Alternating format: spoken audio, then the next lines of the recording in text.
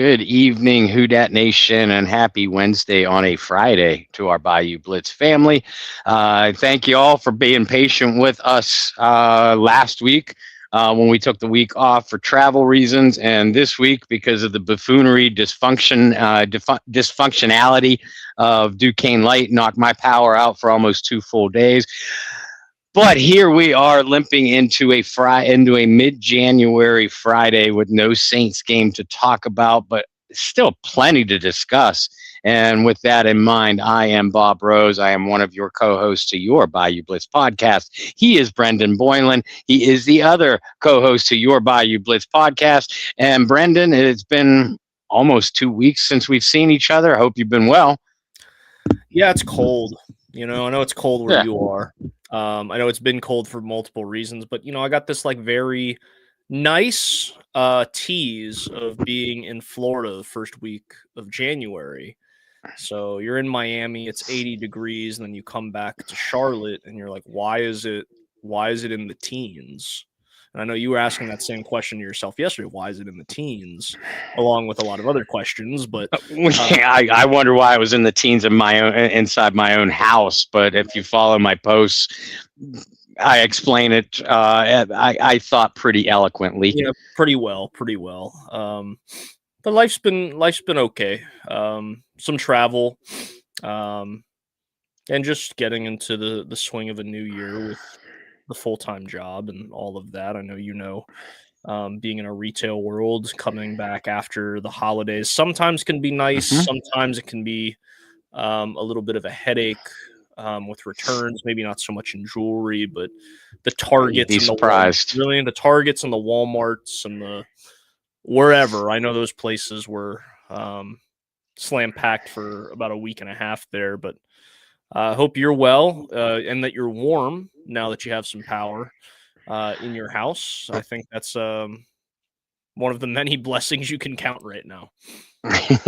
Yeah, between that kind of stuff and just the doldrums of January, Brendan, that's a good segue to talk about a cause that we both heavily support, and that is our friends at Get Checked or Check Out. Check out their website at tcynow.org. It tells you all about their site, but basically Get Checked or Check Out is a charity founded by our friend Shireen. She set it up, she and her husband Darren set it up to help guide people through the next step. If you receive a medical diagnosis, you or a loved one receives a medical diagnosis that just has your world spinning, you don't know where to turn next. That's why Get Checked or Check Out is there. And again, I urge you to take a peek at their website. Please donate a little bit. Every little bit helps. But Get Checked or Check Out, excuse me. They will help guide patients or their families to take the next step in terms of treatment, research options, therapy, both individual, group, and family. I mean, you can't beat the cause. Now, the major fundraiser that Get Checked or Check Out has every year is the annual Go Black and Gold Celebrity Charity Fan Cruise. I think it's really important to talk about this because, again, we're just coming out of Christmas. What do you have left on your calendar? I mean, if you're in a relationship, of course, there's Valentine's Day, but we're talking about the just the dreariness and the depression, post-Christmas depression.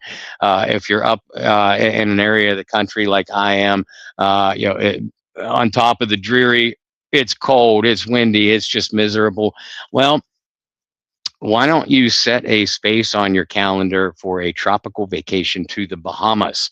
And that is where the 2026, where this year's, I can say this year's now, Go Black and Gold Celebrity Charity Fan Cruise is going to go, is the tropical Bahamas. We set sail on Thursday, March 26th, and we come back on Monday, March 30th.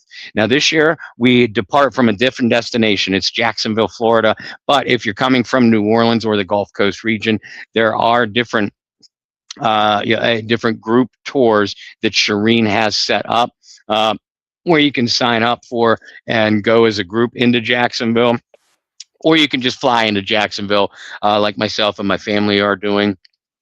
We already have our cabins paid for, and I am counting down the days anxiously for this trip, which again is Thursday, March 26th through Monday, March 30th. Among many, many that are going to be attending this cruise are former Saints greats Courtney Roby, Michael Lewis, Tyrone Hughes, and Delvin Bro. Those are the four that are confirmed. Shireen and others are working on getting a couple others on this cruise, so stay tuned to your Bayou Blitz for those announcements. Uh, but you get to join these black and gold legends for a tremendous fun filled getaway, and you get to do it with a purpose and to fulfill a tremendous charity. We're going to visit the brand new Celebration Key Island in the Bahamas, as well as Nassau, where we'll be playing Beach Olympics with your favorite Saints team captain.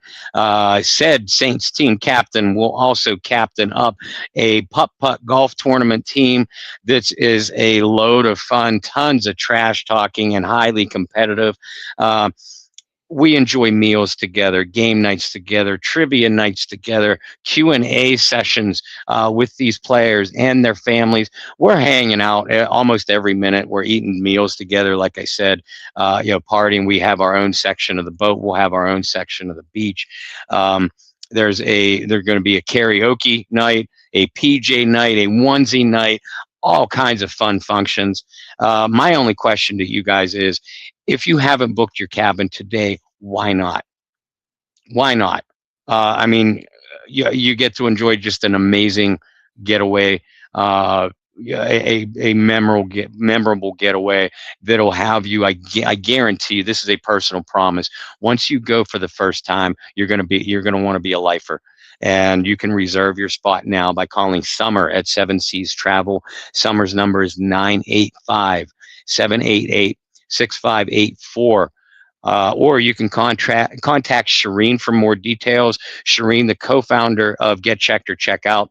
Shireen's number is 504-305-7563. Get Checked or Check Out assisted on over 2,500 cases in 2025. We want to work on doubling that number, certainly at least a significant increase. And like I said, you can help doing so by having fun at the beach. You get to help others while going on a Bahamas vacation with Saints legends and hanging out with Who Dat fans. I don't know how life can get any better. So again, make sure you book your vacation. Book this trip now, Thursday, March 26th through March 30th. I know I just provided Summers and Shireen's numbers. When you contact them, make sure that you were referred to by us and the Bayou Blitz. They'll take care of you. If you need any more details, please feel free to reach out to me via text, email, direct messages on Twitter or Facebook. I love talking about this event. I love talking about this cause. And I'd love to tell you more about my experience if that'll sway you into going on this trip. But make sure you go. Please, please make sure you go. Bob, you forgot one big selling point, if I may say. They get to see you, right? Don't short sell yourself. Well, you know what? I had a blast meeting all of you for the very first time in person. My son Will thought I was a rock star by the way you guys treated me.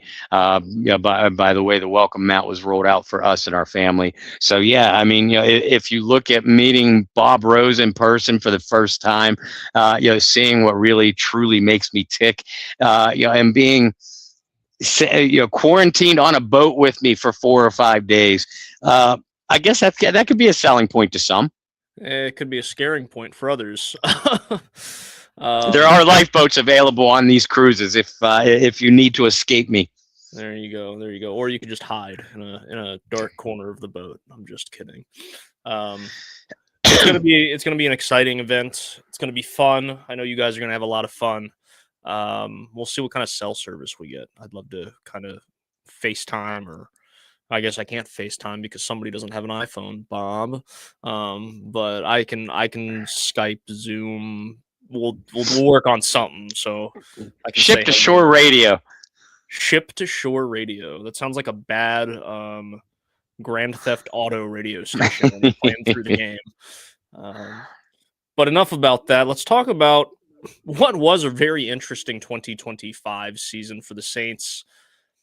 Because I don't think it's an overreaction to say, like, at one point this season, the sky was falling. Mm-hmm. But by the time you got to the end of the season, even though you end on a loss, I think everybody felt a lot better about the situation. So let's discuss. Let's talk about it. Obviously, the season started off slow, but I think you even have to go back towards training camp to really tell the full story of 2025. And that was because we had our first true quarterback battle in New Orleans in, Bob, how long? It'd been probably 2 decades since the last time the Saints had a true quarterback battle. I'd say more. Some will talk about a battle between Aaron Brooks and Jeff Blake, but that really wasn't a battle. But that really wasn't a battle. I mean, Blake went down in 2000, and Brooks captained them down the stretch and into the playoffs. But because of that performance, he was pretty much anointed the starter in 2001 and thereafter. And obviously we were blessed by having Drew Brees for so many years. There was no quarterback competition.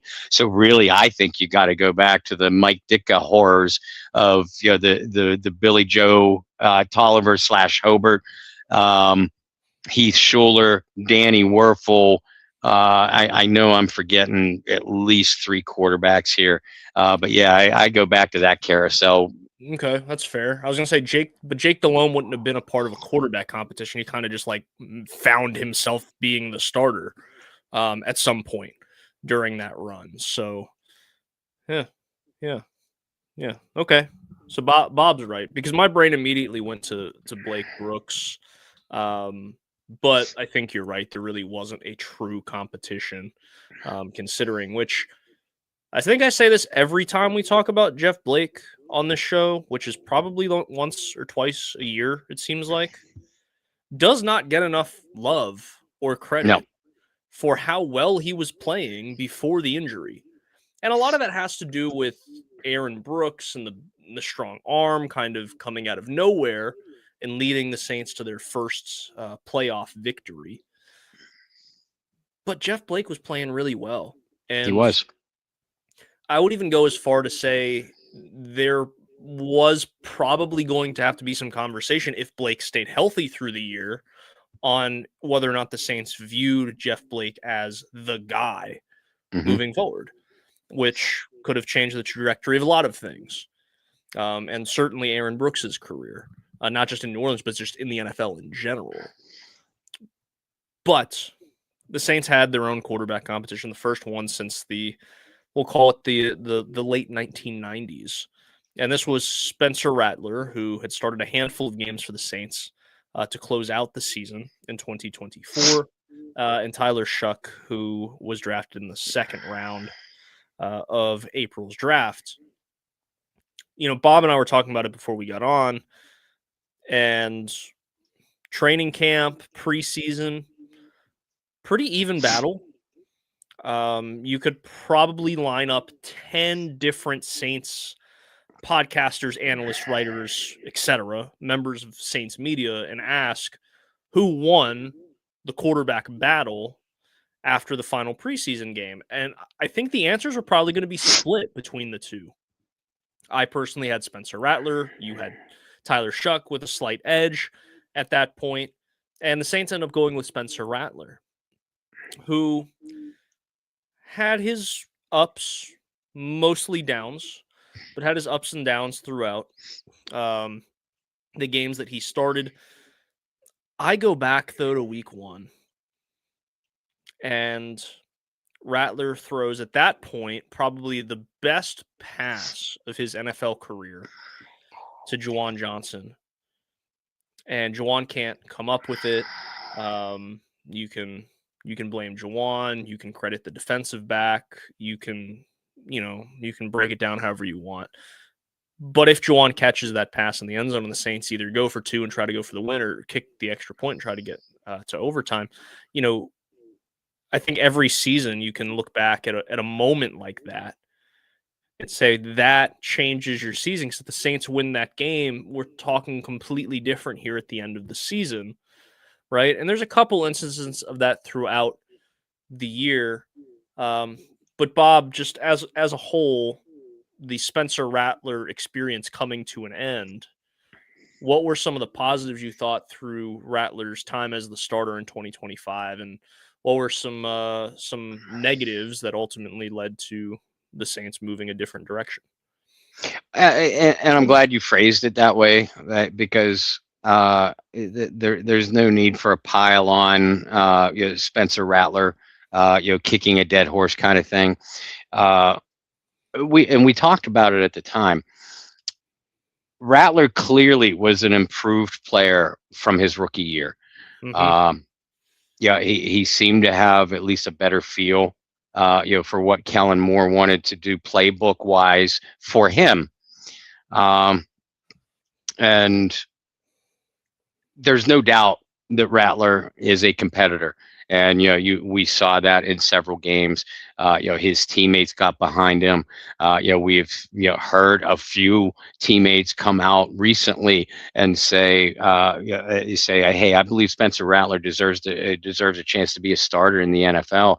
Understanding it's not going to be in New Orleans with Tyler Shuck, but very clearly, throwing their endorsement behind Spencer Rattler, at least as an NFL caliber quarterback. And I think that that's the conclusion that both you and I came to. I know you've been a Spencer Rattler fan from the start. Mm-hmm. I have not. But I at least came out of the first half of this season thinking, if Spencer Rattler is the backup for the New Orleans Saints and Tyler Shuck were to miss a couple games with an injury, Rattler at least showed himself to be a competent NFL backup that can come in, run a system competently, and maybe even win a few games with the right supporting cast. Now, those were the positives. The negatives is, I think we have seen enough from Spencer Rattler now, both as a rookie and half a season this year as a starter, to know that he isn't the answer for the New Orleans Saints at quarterback. And that's why he got benched. And then, I mean, the numbers back this up. 13. The Saints averaged 13.9 points a game, in 8 starts under Rattler, scoring only 20 plus points one time. Less than 200 yards a game passing, 198.3, an abysmal 5.9 per attempt, and 288. Average of 288 total yards. Those numbers aren't going to win you many games, even with a very good defense like the Saints proved that they had. So again, I think part of that was a very limited playbook that Kellen Moore gave to Spencer Rattler, but the Rattler excusers, or excuse makers, that said last year, well, he didn't have anybody around him. He was basically playing with a JV team by the end of the year. And while that was certainly true for a few games, remember, Rattler had Alvin Kamara for all of his starts. He had Rashid Shaheed, Chris Olave, Juwan Johnson for all of his starts. And he performed with the numbers that I just read down. Tyler Shuck, and I know we'll get more into Shuck in a minute. Tyler Shuck, in his 9 starts, 8 games were without Rashid Shaheed, 3 games were without Devon Vele, and 7 of the 9 games were without Alvin Kamara. So, I mean, Rattler had his chance with a supporting cast and proved that he wasn't good enough to be a long-term starter. I think what you said is important. We saw growth from Spencer Rattler from year 1 to year 2. And I think personally, I saw enough growth to say Spencer Rattler could spend a good chunk of time in the NFL. I'm not saying as a starter, but as a guy who could be a spot starter, kind of to your point. A guy who could be a long-time backup, grab some starts here and there, and maybe get a couple decent contracts because of his ability to back up. Think about guys like Charlie Whitehurst, Clipboard Jesus, got paid very handsomely a few times. Super Bowl champion with the New Orleans Saints, Chase Daniel, got paid a few times to be, for the most part, a lifelong backup. Tyrod Taylor has, well, Tyrod has been, I guess, a spot starter, but he's had a couple full-on seasons being the starting quarterback for a few teams. I was going to go with one of the more famous examples with Matt Flynn getting paid a whole lot of money after one really good game in Green Bay, but being a guy who bounced around and was able to do, Jim Sorgi, did I say pronounce it right? Was a backup for Peyton and Eli for many years, right? We could go down the list of different backup quarterbacks over the years. Jamie Martin was in New Orleans for a handful of years. You guys get the point. Joey Harrington, given he was a little bit more of a bust, but Joey Harrington bounced around a lot towards the end of his career and was a spot starter in New Orleans, Atlanta, etc. That's the type of player I can confidently say Spencer Rattler can be at this point in his career. And I think that's, I don't want to call that the floor, but I do feel like there is a little bit more of a ceiling. If he were to get an opportunity, maybe he's able to run with it. And with the right supporting cast, could win some games for you, right? Think Teddy Bridgewater-esque because of the supporting cast around him, and him not having to do too much and just be true to himself and not have to try to do anything crazy, could win some games, right? That's the type of player I could see Spencer Rattler be, but that's not going to be in New Orleans. And that became very evident through the first 5-6 games of the season, and especially that final game he started where he ultimately gets benched at halftime, which begs the question, Bob. If the Saints moved to Tyler Shuck earlier, do we look at this season different? My answer to that is no. I don't think if Shuck started earlier in the season that the Saints would have won the division. I don't think if Shuck had started earlier that anything would have been tremendously different, that we were still looking at a team that was a 6-win, 7-win ball club. Even if Shuck started, would you be able to wrinkle out some things a little bit earlier? Sure. Would we have been able to see Tyler Shuck with Alvin Kamara a little bit more? Potentially. Does it change how you view moving a guy like Rashid Shaheed if you see Shuck hit him deep a couple times? Maybe. But I personally don't think it would have made a huge difference if Shuck had started. You were calling for Shuck after week 4, I believe, going into week 5 against the Giants. And I remember saying, if Spencer Rattler gets the win against the Giants, it's going to be really hard to bench him. And what do you know? He gets the win. It was really, not super difficult, but it did become more difficult to pull the plug after a win. Do you see the season going differently if Shuck started earlier? While it's always fun to play the coulda, wouldas, and the what ifs, you also hate to do it. Even though I have been critical about Kellen Moore and the staff, you also have to trust in the knowledge that they knew what they, or at least that they thought that they knew what they were doing, and that they if I'm right and the quarterback competition was pretty even, even though you gave the edge to Rattler, I gave the edge to Shuck. And like you said, if we poll 10, 20 people, the opinions will probably be pretty split. So by definition, that tells you that the quarterback battle was even. For them to go with Rattler, the experience, albeit limited, but the experience of Rattler over the ceiling of Shuck, that kind of tells me that Kellen Moore wanted to see more from Tyler Shuck in the film room and behind the scenes before making that move. So with that in mind, it's hard to imagine many of the first 8 games under Rattler going much different. Yeah, because also you have to look. Rattler went 1-7 as a starter, but how many of those 7 losses could you pin directly on Spencer Rattler? 2 for sure, and then the others are up to the others are arguable. So I mean, would Shuck have made a difference in that first Tampa Bay loss when he replaced Rattler in the second half? Probably not, because the team did not play well. The team was just grotesquely outplayed that afternoon. And the week before, I don't have the schedule in front of me, but when Rattler turned the ball over a bunch of times, uh, would Shuck have made a difference in that one? Yeah, again, maybe. But Rattler, up to that point, had taken very good care of the football. Like, you could criticize his yards per game, yards per attempt, yards per completion, his lack of ability to make plays down the field, but he didn't make big mistakes. That changed in the 2 weeks before he got leading up to his benching. So again, with that in mind, what do you want a young quarterback to do first and foremost? Take care of the football. So that's what Rattler had been doing.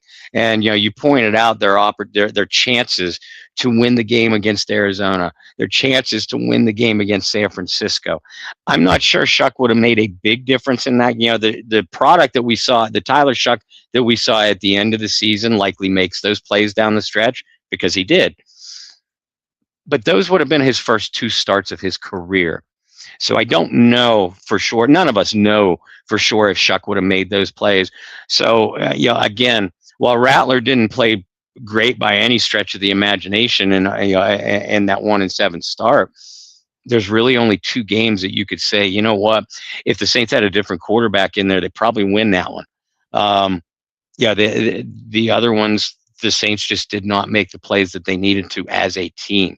So it's fun to think of, hey, if Tyler Shuck would have started from the onset, the Saints would have run away with the division. Maybe they would have, but there's also no guarantee that Shuck would have played as well as he did once he did come in at midseason, because he did have those all those practice reps, all those film reps. It's a lot easier to I'm not going to say critique, but to learn behind the guy that's making the mistakes, rather than being the one who makes them as a rookie and your head is already flooded. So, I don't know. I kind of agree with you. I don't know that the season would have gone a lot different from the way it ended up going.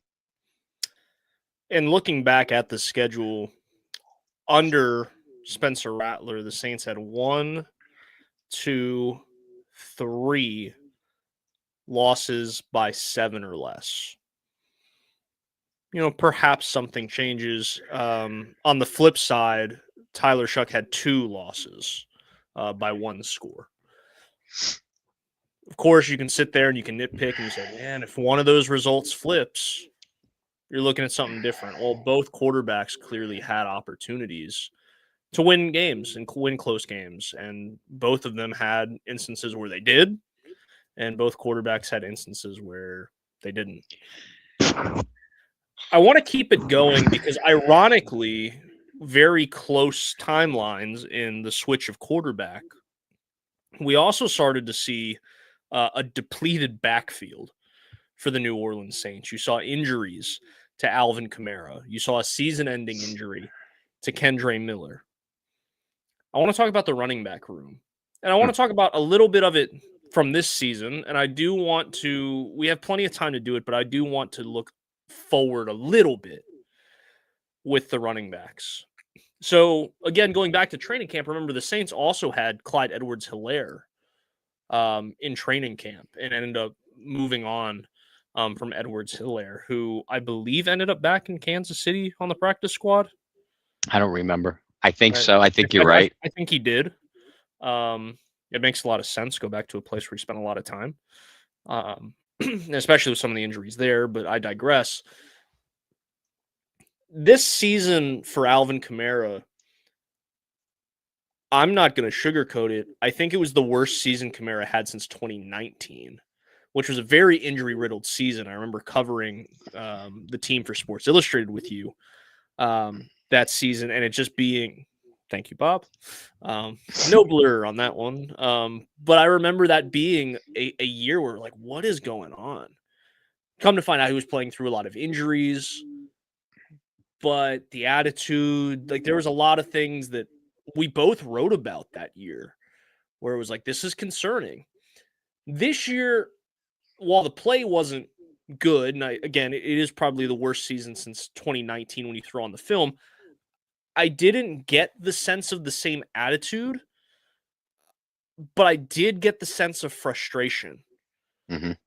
I didn't get the sense of 2019 reminded me a little bit more of a, hey, I just had a superstar season. Like, what the hell's going on? So this year was more of a, you're a little bit older and maybe you realize your window's closing a little bit and you're like, this freaking sucks losing. Like, losing like this freaking sucks. Like, I'm 30 years old. I don't want to be. That's kind of the vibe I got. And then the injuries piled on. And Kamara finished with like less than 500 rushing yards this season. I don't think he had a game where he ran over 100. I think he got really close. He had San one. He had a Francisco, he had 98-yard game. Yeah, in San 98, 99, and then like another 80 or 82-yard game. And I mean, in the 11 games, 10, really 10 games that he played, he had under 30 yards rushing for, I think, 6 or 7 of those games. I mean, it was astounding. It was bad. Because despite the Saints' record, they were in a lot of those losses. So it's not like that they had to abandon the running game by midway through the second quarter or even by halftime. They didn't. But Alvin, 471 yards rushing, 3.6 per carry, only 2 touchdowns on the year total, and his pass catching numbers were just as bad as rushing. Mm-hmm. I put a lot of that actually on Kellen Moore and just not knowing how to use Kamara, something that I was highly critical of. We were both highly critical of before Alvin went down with the injury. And then, Kendre Miller going down with yet another season-ending injury. We started to see Devin Neal coming on, and then he went down for the year. Audric Estime looked really good to finish the year. In fact, I even wrote Estime actually looked like he fit what Kellen Moore wanted to do with his running backs more than even Alvin Kamara.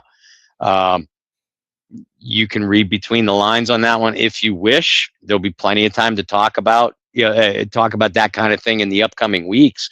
But yeah, I mean, going back real quick to the quarterbacks,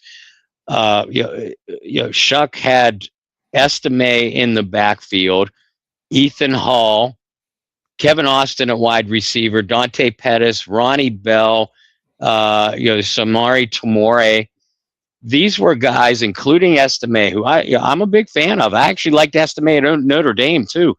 But all of those guys, there were a few of them that weren't even on any roster, practice squad or active at midseason. And the rest were practice squad guys. It's what makes, and I know you wanted to focus on the backfield, but I just wanted to end the quarterback thing. What made Tyler Shuck's performances all the more impressive was that he did it with guys like that. Going back to Kamara, honestly, I think that there'll be some real conversation about Alvin Kamara not being a Saint in 2026 this offseason. I'm not saying it'll happen. I'm not saying I have insider sources or anything like that. But for the first time, usually when rumors start flying around, Kamara's going to be trade bait, I squash it real quick. No, he ain't going anywhere. Now, if and when that rumor pops up, I don't know. There could be smoke to this. Yeah, it's interesting with the 2-year extension that he signed. However, I think what you said is an uncomfortable conversation. It gets into some uncomfortable waters that people don't want to go to. And that is, how well does Kamara fit this offense? Because look at the types of backs that Kellen Moore has had and had success with, right? Zeke, Saquon. There's been way too many running backs in Los Angeles for me to nitpick that one. I think he was there with J.K. Dobbins for that season. I think he was. I think.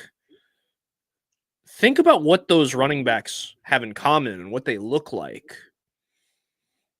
Mighty different from Alvin Kamara. Now, that to me, that doesn't mean that Kamara cannot find a role on this roster. But I think it has to look a hell of a lot more like it did with Mark Ingram than Alvin Kamara being the guy. And that's why, and I'm going to tease it a little bit. I'm going to tease it all the way in January. So when April runs around, all of you guys can clip this and you can bust my ass later when and if it doesn't happen. I'd like to see a particular running back who wears a gold helmet in college stay in gold. I think that would be a very good fit for his run style and how he plays. I think it would fit very well with Kellen Moore. But that does kind of open the door to the conversation I want to have is what does this running back room look like next year? You already kind of brought up your thoughts. Kamara, maybe. We'll see. For the first time, as much as it pains me to do this, Bob, I will wave the white flag when it comes to Kendre Miller. Right? And it's not that I want to, because I still think he's a talented running back. And I think, again, we saw flashes for the third season in a row, a flash in the pan of what he could be. I think it was the Giants game. He had his one rushing touchdown of the season. But we saw some flashes of that. But the greatest ability is availability. And he just hasn't been available. And so I do think it's time to kind of cut ties there. I think Devin Neal has earned himself a spot on the team. Estime is an interesting one. I think he's definitely earned himself a training camp invite. I know the Saints signed some future contracts. I don't think Estime was eligible for a futures deal because he was on the active roster at the end of the year. I think you're right. So it'll be interesting to see what happens with that. I do think the Saints are going to have to look running back in the draft. I wouldn't say early, but I do think that's going to be one of the bigger needs. A running back that better fits Kellen Moore's system. I guess I should further explain that. But yeah, and there are three that immediately come to mind. First of all, I agree with you about Jeremiah Love. I'm not usually a big fan of spending a first round, especially a high first round draft choice on a running back. But just like we talked about with Bijan Robinson a couple years ago. Jeremiah Love is that kind of player. And, I said in our draft coverage the year Bijan came out, I was so mad he went to Atlanta. Not surprised, but mad. And I remember saying even before, as we kicked off that night, I said Bijan Robinson is going to be the best player in this draft. I think I could say the same thing about Jeremiah Love, and his playing style fits what a prime Ezekiel Elliott was for Kellen Moore. Certainly, what a Saquon Barkley was. If Love isn't available or they pass on Love, Breece Hall highlights a deep group of free agent running backs that the Saints could take a look at, or if they wait until a later round, which I think both of these guys will be gone before the end of day 2. I love Penn State's pair of Katron Allen and Nick Singleton. I think both of those players would fit Kellen Moore's style very, very well too. I guess what we're both saying here is we expect the Saints to bring in a featured running back in some way, shape, or form this offseason, yes? Yeah, I think they have to. I believe it was very evident how much a steady run game was needed for Tyler Shuck and how that could really open the door to different things within the offense, right? So I'd like to see them go that way. Let's move to receiver. This might end up being a season recap episode of just the offense. I just glanced up at the clock and I'm like, you know what? We'll Offense and do defense. apparently we'll do offense this week, defense next week, and just like the Saints didn't play special teams, so we won't talk about special teams. We can briefly talk. I Nah. actually I do think it's important to kind of talk about at least kicker. I think that is a kind of an important conversation. We'll squeeze that in somewhere. But yeah, let's go receiver, then we'll end with the Hogs. But receiver, weird year. Weird year for receiver, because we started the year being not so impressed. Maybe disappointed's the better word, right? You're a parent, it's like, I'm not mad, I'm just disappointed. And that's kind of how it was with Chris Olave early in the year. We weren't mad, we were just disappointed because we expected, hey, you're going to be commanding receiver one money. And by the end of the year, Chris Olave kind of got there, and we can appreciate that. And we saw growth. So we weren't disappointed anymore. We were happy. We were happy football parents smiling in the stands, right? But remember, they started this year with Chris Olave, Rashid Shaheed, and Brandon Cooks.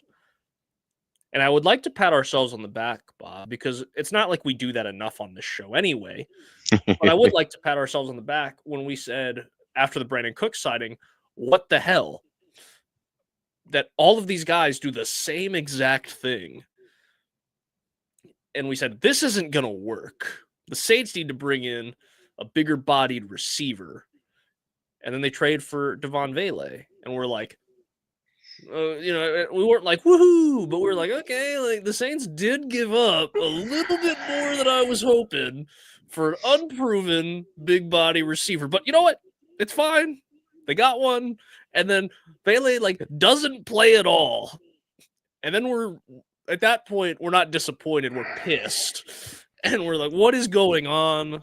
And it just seemed like this weird logjam of identity crisis at the receiver position. And then the Saints go and they address their identity crisis by just getting rid of their identity at wide receiver. That's just how they address it. They're like, we just won't do that anymore. And they trade away Rashid Shaheed, and then they end up releasing Brandon Cooks, or mutually parting way, whatever. I know Cooks ended up taking a little bit of a pay cut, if you will, helping the Saints out a little bit to be released. He ended up being in Buffalo, made a couple big plays for Buffalo in the playoff game. Yeah. Good for him. But it was weird. I know when Shaheed got traded, it was one that hurt you a little bit because you become very fond of Rashid Shaheed. I think we both agreed that there was a world where it made sense for him to stay, but because of the contract and him being on a one-year deal after having restricted free agency at the end of 2024, him being 27 years old, it did make sense to trade him. You do wish you got a little bit more back, but it was one of those I felt like when we came on the podcast, we were trying to find a way to justify it. I was like, well, I guess it makes sense here, but I really would have liked just to see it through. And if you walked in free agency, but then you have the justification of at least we got something for him. Right. But it was kind of one of those that really sucks. I would have liked to just see it through and maybe it works. And then we saw Vele get some more playing time. And at that point, we were like, woohoo. And that coincided with, and I do think a lot of the frustration with Olave goes hand in hand with what we talked about in identity crisis, because you had three receivers that did the same thing. It did open up Olave's route tree a little bit. And with that, I think we got to see the best version of Chris Olave. So Olave starts playing better. Devon Vele's getting more snaps. Vele has a couple games where you're sitting there and he's making contested catches across the middle, and you're just like, damn, okay, this is good. We like this. And then Vele goes down. And then you're like, all right, we got Chris Olave and okay. All right. Well, we got who's on the practice squad? Who's available? Which always goes back to my favorite joke that we've made the last 2 years. the year the Saints brought in every single receiver humanly possible into training camp, and all of those guys were, hey, this would be a really good last position wide receiver on the depth chart. And the Saints brought in literally everyone you could imagine that would fit that role. And every year we go back and you're like, you know what I'd give to have that again? And that would have been really great. But we did see some guys step up. Kevin Austin seemed to have like a really good rapport with Tyler Shuck, which both of those guys were on scout team early in the year. So that makes sense. Mason Tipton had some moments, at least showing off his speed, and that's what, that's the reason he made the team. Pettis had a couple really frustrating moments down the stretch. But to your point, it's what made it even more impressive that Tyler Shuck played as well as he did down the stretch, and the fact that he is a finalist for Offensive Rookie of the Year. I'm starting to get a feeling it's going to go to Tet McMillan, especially because of the playoffs, and he had a good playoff game. And that was a receiver we both liked in the draft as well. I'm having a feeling it's going to go that way. It would be nice to see it go to Shuck. We'll see. But receivers in general, very similar to running back in the sense of you almost have like a clean slate here for Kellen Moore to kind of build it around the type of wideouts he wants. And so let's play this game again. Obviously, you have Olave, and he's going to be due a lot of money. Vele is clearly going to be somebody that they use moving forward. But how is he going? Is he going to be a true number 2 receiver? Is he going to be used? There's a lot of questions there. But I want to go back and play the same game that we did with the running backs. Let's name receivers that Kellen Moore had in his systems that were effective, right? So you go to Dallas and you go Michael Gallup, which I don't know what happened to Michael Gallup, but he had a couple good years there, right? You look at that type of receiver. You go on the other side and you go to Dallas. We're just going to ignore Los Angeles because I feel like their skill positions players I can't keep up with. It's every year it's something different. But he had Mike Williams in Los Angeles, big body guy, similar to Vele. But then you go to Philly and you have A.J. Brown, big bodied guy. You have Devonta Smith, a guy who could take the top off, right? And it looks like, in theory, you have that right now.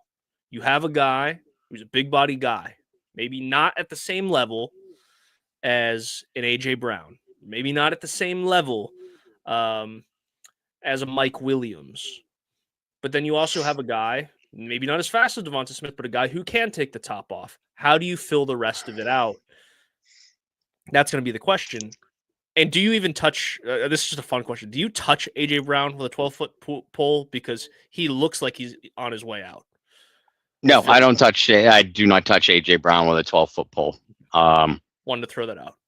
Yeah, no, it's a fair question, especially since Kellen Moore did coach him in Philadelphia. A.J. Brown is the epitome of a diva, the type of diva receiver that can fracture your locker room, and that's the point he's at in his career. And this isn't the first year that he has made trouble. He made trouble to get out of Tennessee in the first place. He wasn't quiet about his discontent at times during the Eagles' Super Bowl winning season with Kellen Moore as his offensive coordinator. And also, you bring in A.J. Brown, you're paying him a lot of money. You're already going to be paying a lot of money, presumably, to Chris Olave. If you pay Chris more than what you're paying A.J. Brown when you bring in, then A.J. Brown's making trouble before he even sees the field. If you bring A.J. Brown in and you attempt to sign Chris Olave for less, well, Olave's younger, coming off the most productive year of his career. Is Olave going to be willing to sign for the deal that you're offering him? So no, there's too much trouble involved to go along with such a heavy financial investment. Too much of a risk. I think and we said it at the time, the Saints made their commitment to Chris Olave when they were traded Rashid Shaheed. Flat out, end of story. And folks, don't necessarily expect an Olave extension early this offseason because the Saints don't have to. He's under contract. They don't have to do a thing for 2026. He's under contract. Now, I still expect they will. They're going to get something done this offseason, but it's not It's not probably not even in the top 3 list of their top 3 or 5 list of their priorities. But having said that, going back to Kellen Moore's style of receiver, there's Des Bryant in Dallas, big physical guy. You mentioned Mike Williams. Keenan Allen, not a big guy, but a physical guy. And remember, the year that Kellen Moore was their offensive coordinator and Brandon Staley was going into his last year as head coach, who did the Chargers draft with their first-round draft choice? Quentin Johnston, big wide out from TCU. So, yeah, Kellen Moore clearly has a type, which even baffled us even more when we saw the 2025 version of the Smurfs with Olave, Shaheed, and Cooks. And I don't mean the cartoons. I mean the Smurfs, the short wide receivers that the Washington Redskins had in the early and mid '80s, or the Three Amigos with John Elway in Denver, where Ricky Natillo, Vance Johnson, Mark Jackson. The tallest of them was Vance Johnson at 5'11". Once the Saints did bring in that big bodied guy in Vele, Moore didn't use him. Again, just like literally at all, right? Didn't use him until Shaheed got traded and they cut Cooks. And then you saw what Devon Vele could do. So, yeah, I agree with what you said. Clearly, there's a role for Vele. It's presumably either going to be as number 2 or number 3 receiver. Don't forget about the trade that this team made for Jalen Polk. Big-bodied, physical guy from the University of Washington. Loved him coming into the draft. Loved all 3 of those Washington Husky wide receivers. We knew Adunze was going to go early in the first round, and he did to the Bears. But I love Polk, and I love Jalen McMillan. In fact, I was cursing openly on air when McMillan ended up going to the Buccaneers. Well, they traded for Jalen Polk, which drew some criticism. Why would you trade for a guy that's going to be out for the year with an injury and produce so poorly as a rookie? Well, it's to give him a fresh start. And it was certainly a buy low situation. So, Jalen Polk, I'm not christening him as a key spot for the Saints receiving core, but it would not surprise me if he did carve out a key role quickly. So you have Olave, you have Vele, you have Polk. Don't forget about Trey Palmer, another move that this team made. Trey got hurt quickly. That's a guy that'll take the top off of defense. So I think actually the receiver room is in much better shape than the running back room. Having said that, I still think the Saints address wide receiver in the draft. They're not going to do it in free agency, folks. Not a top-tier free agent either. Anyway, some of the veterans that Brendan was talking about, hopefully younger veterans, that fill out the middle to back end of your depth chart, maybe take a chance on a guy like a Trey Palmer. But I mean, with a first-round pick, maybe Tate out of Ohio State, Jordan Tyson from Arizona State gets a lot of love from Saints fans. I love a guy like Surratt or Casey Concepcion, Indiana, Texas A&M, respectively. I like them a little bit later in the draft, probably day 2 picks. Again, plenty of time to talk about that. But the receiver room, I actually feel more confident about heading into 2026 than I do the running back room, based off of the players on the roster now. Let me rephrase that one. Sure. That makes a lot of sense. I guess I'll just go ahead and put it out there here in January. My very early draft favorites, or what have we called them in the past? Like draft day, like crushes, essentially.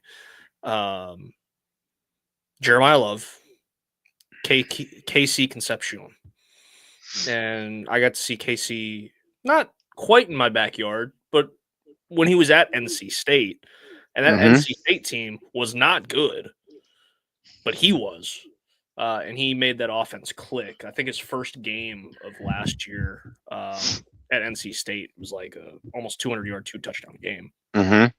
Yeah, I love both those guys, and I love the Ole Miss wide receiver Stribling too. But those are all guys that, like you said, Bob, you could probably get second, third round, and could make a difference for a team. Let's close it out with the offensive line. Oh, how the mighty have fallen. It's been a handful of years now. I mean, we're not talking about the Saints offensive line being like this great offensive line like we did in 17, 18, 19. I mean, we're almost 10 years removed. Not 10 years removed, but actually, yeah, we're almost 10 years removed from that. Wow, I feel old. But this was an offensive line at one point where it was like, oh, they're really good, and then you had a couple guys retire. Oh, okay, this team this is still probably a top 10 offensive line in football. It's just so mangled up and injured. It's like I don't know. And even towards the end, Fuaga was battling some injuries. Banks was battling some, as everybody is at the end of the season. Obviously, McCoy, Ruiz, those guys got banged up. I know you feel confident and comfortable with the tackles because you've used first-round picks on them. But interior-wise, I know how you feel about Cesar Ruiz. All the people at home know how you feel about Cesar Ruiz. Do you have concerns with Eric McCoy with the injury history the last few years, and do you still see him as a cornerstone piece for this team? No, I don't feel comfortable with Eric McCoy. As a player, yeah. But if you could put no injury sliders on Madden, yeah, sure. Right. But that, unfortunately, that's not the way the world works. And yet we've seen what happens to this offensive line when McCoy is out of the lineup. It just crumbles. It's like wet paper. So I want Cesar Ruiz off my team. I make no secret of that. Contractually, Saints fans, going to be hard to do. Not impossible. And sometimes you got to eat some money to make a move forward in progress. Mm-hmm. The Saints need to address interior offensive line in a heavy, no pun intended, heavy way this offseason. And I think they know that, and I think that they will. That's the area that I do think you're going to see this team extremely active in free agency.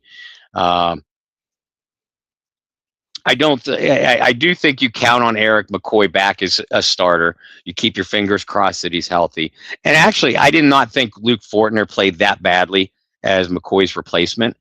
It's kind of like holding your finger in the dam when the rest of the dam around you is literally collapsing. Though, you have Fortner, who I thought played at least competently, alongside the penalty magnet that is at Radunz, and the human turnstile that is Ruiz on the other side. I would love to see two completely new guards. Don't know if we'll get that, but I think the Saints do address it. I think the Saints address it in both free agency, and I think they do so in the draft. Now, guard is a position you're not going to spend a first-round pick on. And I know some mock drafts have infuriated Saints fans with the selection of the Miami Hurricanes, outstanding offensive tackle. I think the idea is you draft him and you move Fuaga inside the guard. First of all, leave poor Fuaga alone. Stop switching his positions. He's going to be just fine. I don't think that's the way the Saints answer their pressing issues at guard. I think they're going to stay with Fuaga right tackle, Banks left tackle. Those are going to be your bookends, hopefully, for the next decade. But again, I think that they address guard heavily in free agency first, and I think they fortify it by doing so in the middle rounds of the draft. Do not be surprised to see a center drafted as well, or a guy that can play guard center. Yeah, a guy who can play a little bit of both. I don't know if it's a first rounder in that situation, but, and I hate to say this, But I could see this being a very unsexy draft again, in terms of taking a lot of positions that aren't the, receivers, running backs. I mean, you don't need a quarterback at this point, but you guys get what I'm saying. I could see this be something where I don't want to say you're building out the roster, but remember, this is going to be the first full off season that this staff has, like full off season that this staff has, and it's the first year that they've been able to fully analyze a roster Mm-hmm. and start putting your fingerprints on it. I think you and I talked about that during the Kellen Moore hire last year and saying, well, you kind of have to work with what you got. You can put some of your DNA into the locker room at this point. But this is going to be the first year where it's like, all right, let's really get my fingerprints all over the roster. And where does that start? Obviously, when you move to a new defense that was really good, and we'll talk about that next week, really good at the back end of the season, with a pass rush and a young defensive backfield, you make a switch in formation, you're going to have to make some changes. And we saw that early just to, get some bodies that worked, but I could still see them take it a step further and try to bring in new faces. Offensively, I mean, this is a completely different offense than what was ran a season ago with Kubiak. We've kind of addressed that so far today with, I don't know how many running backs are going to be left on the roster from this past season. You look at receiver, well, there's going to have to be some DNA that gets thrown in there. Receiver we didn't talk about. I don't know if they overlapped or not. Was CeeDee Lamb drafted during Kellen Moore's tenure? I said Des Bryant. I actually meant CD Lamb. You meant a different 88. Okay. Yeah, I did. Yeah, that's cool. That's fine. But I was like, man. At least I didn't say Drew Pearson. I could have went way back in the 88. You would have really dated yourself if you threw Drew Pearson out there. I guess Mike Irvin would have been a bad one too, but I got you. But yeah, so we talked about that DNA and like, okay, like these are the type of players that he wants. So I could see it be kind of non-sexy in terms of like getting some, maybe beef up the offensive line a little bit, not make like the really exciting pick. But I could also see them go really heavy in sexy picks, right? I don't know. It's hard to get a read right now. We will know more once guys start getting cut, what free agency looks like. Mm-hmm. But it, we can go one of two ways. Well, no duh, Brendan, of course. But really, it could be one of those drafts where you sit here and you're bored out of your mind. But you're like, okay, like how much is Bob and I going to talk about the guard they took in the second round? Or it could be, oh my God, look, they took my draft day crushes, and they took Jeremiah Love, and they took Concepcion, and they took this guy, and they took that guy. And we have a lot to talk about. But it's interesting.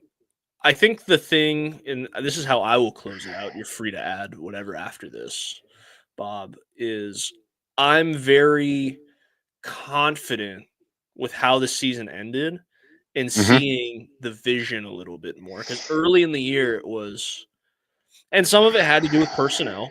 Obviously, we talked about that. But early in the year, you're like, what is this? Like, what in God's name is this? Like, not even averaging 14 points per game. Right? And some of you, maybe early in the year, were like, like we were so fortunate to have Drew for all these years. And it's like, yes, but there is no team in the NFL that should be averaging under 14 points per game, right? I don't care what type of offense you run, right? I know high school teams that are running the wing T that are averaging more than 14 points per game. I guarantee you, if you took an NFL team and said, look, all we're doing is running the wing T, they would average more than 14 points per game with the right personnel. So some of it was personnel based, but man, towards the end, it was like, okay, cool. There's still problems, right? That they still need to iron out, but at least I can see it now. I can see the vision. I can see the plan.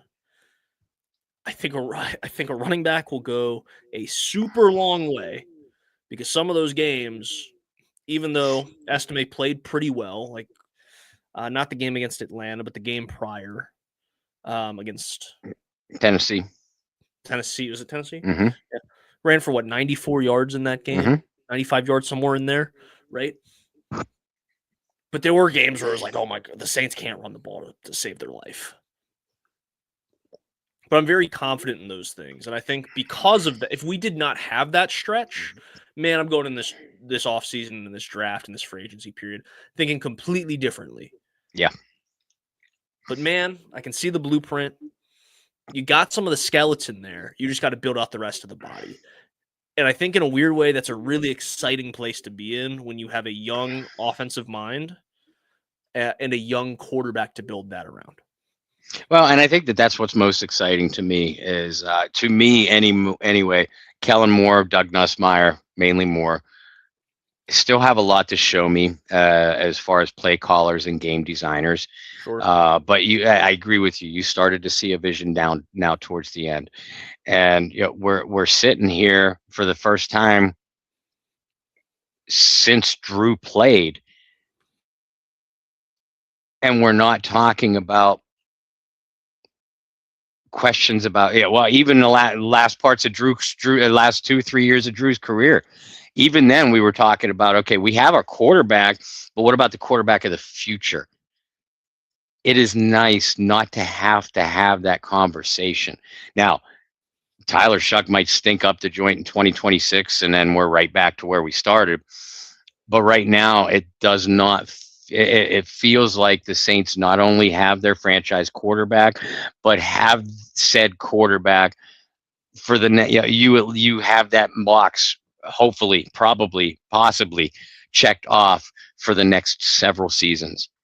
And what do we always say? There are only two types of teams. You either have your franchise quarterback or you're turning over every stone on earth to try to find your franchise quarterback. Hopefully the Saints are in the former category as having found your franchise quarterback. And I mean, Tyler Shuck played Superman ball down the stretch at times. Yeah. Mainly because he had to. So now your job, Kellen Moore, Mickey Loomis, surround. If you have your quarterback, and we think you do, surround him with the tools it takes to succeed. You have Olave. You probably, if you use them right, you have a couple more years of good ball from Kamara. Get him a running back. Strengthen that receiver room. And for Christ's sake, get him some middle protection. Those are your missions this offseason, Kellen Moore. Well, there you have it. That was our offensive season recap for the 2025 edition of the New Orleans Saints. Bob, going into 2026, I believe for the both of us, we'll mark 10 years covering this team. Yeah. That's crazy, my first official article was with the now defunct Big Easy Believer and our friend, our mutual friend, the late great Barry Hurstis. Mm-hmm. My first official article was, I believe, week 3 of the 2016 season. It was Monday night against the Atlanta Falcons. My game preview. That was my first article of September 2016. Man, I'm gonna have to look up my first article because I don't know that. I know my first appearance covering the team was 2016. And that was the Professor Speaks, the late great Derek Stevens. But I don't know the first time I wrote. It would have been for Barry, but I don't know. I'm gonna have to go back and look that up. So that's gonna be a fun thing to do after we get off here, is go back and see if I can archive the first article I wrote for Barry. Oh, I think I know what it was though. I think I did a piece about Brandon Cooks. So it would have had to be. It would have had, because that was his last full year in New Orleans, right? It was 16. Yeah. So it would have had to be. Wow, that's crazy. Were we writing together back then? No, I don't think we were. We didn't Well, cross. We it, didn't cross oh, at all. I was gonna say if we were, Barry kept us separate. Maybe for a reason, folks. Maybe he foresaw this into his future. Brendan Boylan and Bob Rose torturing the airwaves with our opinions and personalities. Together. That's funny. No, like I said, I'm gonna have something fun to look up after we get off here and be able to text you and be like, no, like we actually wrote together and worked together like before we thought we did. Was it the Big Easy Believer that you were writing for him? Uh-huh. Then we would have had to. We would have had to cross paths. Yeah, because that went that went obviously poof, and there's no need to get into why. But I was at a indoor track meet at the University of Edinburgh on a Saturday morning in January when all of a sudden my phone started blowing up, and by the end of the day, the Big Easy Believer was no more. John Hendricks snatched me up within a couple weeks after like a 2-week stint with Who Dat Dish. John's like, yeah, you know what? You got to come write for me at Canal Street Chronicles. And I did that and was off and running from there. That's crazy. And then what? In 19, we would have all got together. Yeah, that's crazy. I'm definitely going to I officially started with Saints News Network, Sports Illustrated, and the cowardly criminal element known as Kyle T. Mosley in 2018. 2018, yeah. See, now I got to get my timeline straight. So, not that any of you at home care when we started working together, but this is really interesting. Like, this is a revelation for me. I don't know. So, Bob, I will be texting you about that here later this evening. But where can people catch you in your work now? Opposed to looking back. I lied. It was October 2019 was my first publishing with that spineless criminal and the criminals, the crooked element over at Sports Illustrated. I will say I thought it was right at the Bridgewater run. Yeah. In 19 is when I it was. Yeah. Okay. Well, without going through all of our history and all the different places we have worked covering this team, where can people find you now? Folks, for now, as long as he'll have me, I work for the great John Sigler over at Saints Wire. That's a USA Today publication. You can follow all of our works, and I know I've gotten off to a slow start this off season, but I will be picking it up. With my Saints recap pieces, players year in review, and obviously free agency and draft previews. Guys, read them. I need the money badly. But you can follow all of us over at Saints Wire. I publish all of my articles also on my personal social medias, which is Bob Rose on Facebook, at BobbyR2613. And remember, check out the Get Checked or Checkout website. That's tcynow.org. Hopefully, you never need to use it. But if you do, that's what they're there for. If you don't, donate a couple dollars, help them out. The best way you can donate and help them out, of course, is go on a tropical Bahamas vacation. Book that cabin for the 2026 Get Checked or Checkout Foundation's cruise. Join myself, Delvin Bro, Tyrone Hughes, Michael Lewis, Courtney Roby, and so many others, March 26th through March 30th. So book that cabin now. Reach out to me if you have any problems with it or need any more details or really anything. Really anything. Really anything. Cruise related. I was about to say, you might want to, you never know what kind of people are going to start sending you different requests for different things, but I better not go there. Well, I mean, I do take requests. I'm going to start threatening the Bayou Blitz OnlyFans page again if I don't start making more money. Let's not do that. Nobody wants to. I'm sure there's somebody out there that would probably like to see that, but I'm not one of those people. So Brendan doesn't subscribe to that sick mindset. Yeah, you said it. Fun fact, we did work together. Going to your first article in my first article. Your first article, September 24th, 2016. My first article, August 4th, 2016. Damn, that's my So, birthday too.